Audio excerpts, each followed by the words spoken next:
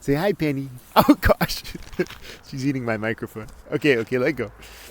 There's a common story in relationships about how, I don't have any power to change my relationship. All of the power lies in the hands of my partner. As an adult, I have a lot of power in my relationship, but my brain will often try to talk me into the idea that I don't have any power.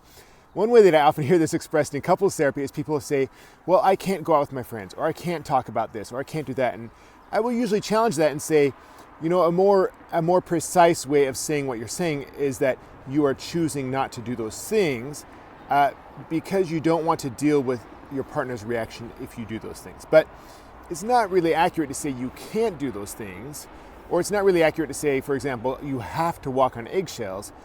A more accurate way to describe what's happening is that you are choosing to walk on eggshells because you don't want to deal with the emotional response if you don't walk on eggshells.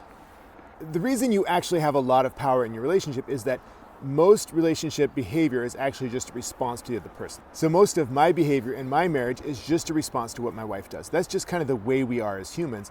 And most of her behavior is also a response to what I do. So if I show up better in my marriage, the easiest thing for my wife to do is to also show up better, because that is the easiest response to better behavior on my part.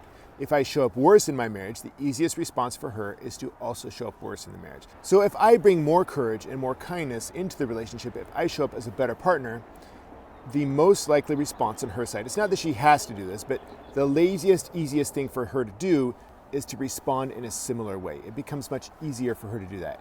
And if she shows up with more courage and kindness, it's also much easier for me to respond in a similar way, which means that each of us kind of has more than half of the power in the relationship. So I have this immense ability to influence the overall quality of my relationship by changing the way that I show up in the relationship.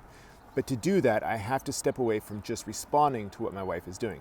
So I have to become proactive instead of reactive. That's actually quite difficult because my brain is programmed to respond more than it is to take proactive action.